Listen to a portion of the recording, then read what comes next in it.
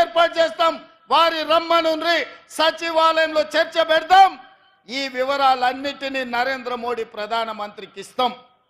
55,143 ప్రభుత్వ ఉద్యోగాలు ఇచ్చిన మాట నిలబెట్టుకున్న పార్టీ కాంగ్రెస్ పార్టీ, సోనియమ్మ గ్యారంటీ. అందుకే ఇవాళ యువ వికాసం కార్యక్రమం తీసుకున్నాం. అందుకే ఇవాళ 8,000 ఉద్యోగాలు పెద్దపల్లి గడ్డ మీద నుంచి నిరుద్యోగ యువకులకు అందించినాం.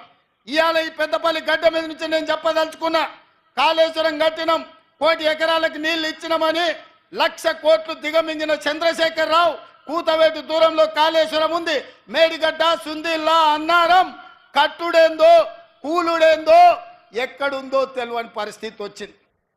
వెనకటికి వాడు పనిమంతుడంట పందిరేస్తే కుక్కతోక కలిగి కూలిపోయిందంట. ఇవాళ కాళేశ్వరం పరిస్థితి గట్లుంది. 1,02,000 కోట్లు అక్షరాల కాళేశ్వరం ప్రాజెక్టు కోసం 1,02,000 కోట్ల రూపాయల కాంట్రాక్టర్లు మెక్కుతే, చంద్రశేఖర్ రావు గారు బుక్కితే కట్టిన కాళేశ్వరం కూలిపోయింది.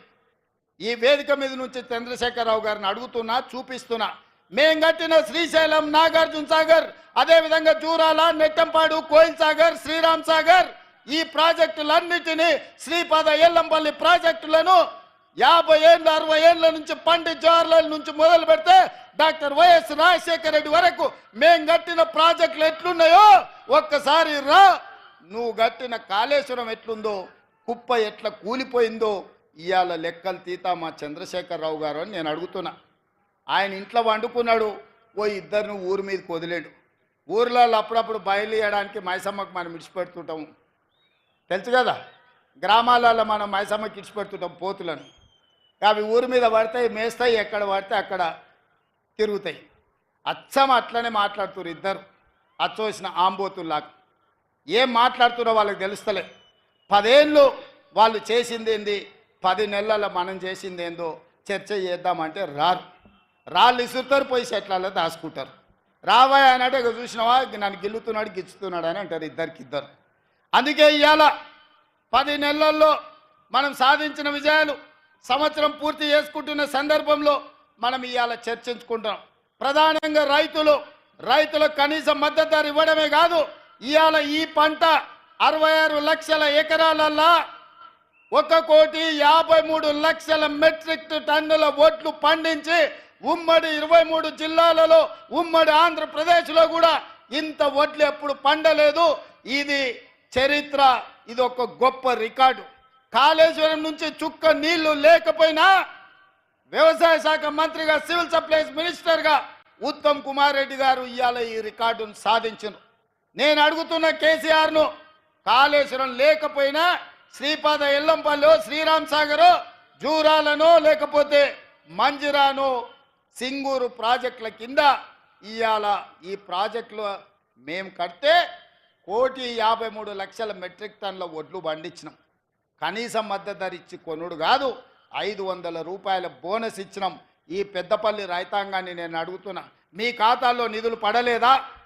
ఆనాడు ఐకేపీ సెంటర్లు తెరవమంటే చంద్రశేఖర్ రావు గారు, ఇది ప్రభుత్వం వ్యాపారం చేయదు, ప్రభుత్వం వ్యాపార సంస్థ కాదు, ఇప్పటి నుంచి మేము కొనం, ఊరేసుకుంటే మీరు ఊరేసుకున్నట్టే, మీకు మాకు సంబంధం లేదని తెగబడి బరితెగించి ఆనాడు చంద్రశేఖరరావు చెప్తే, ఇవాళ నేను చెప్పిన ఇందిరమ్మ రాజ్యం చెప్పింది, మీరు వడ్లు పండించండి, సన్నాలు పండించండి, కనీస మద్దతు ధరతో పాటు 500 రూపాయల బోనస్ ఇస్తాం, పండించండి అన్నాం.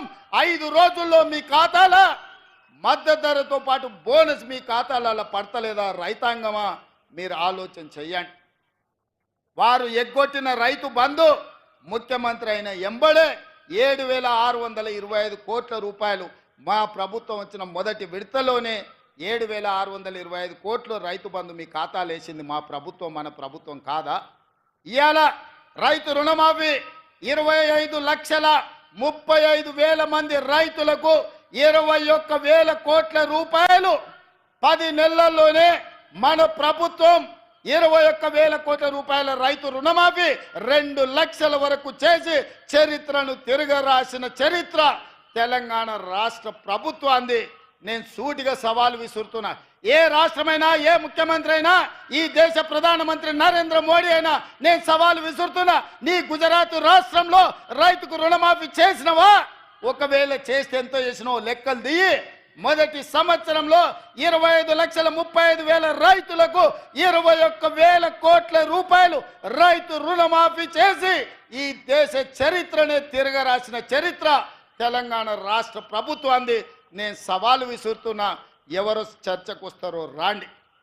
అదేవిధంగా ఆడబిడ్డలు, మా కొండా సురేఖ మా సీతక్క లేరు,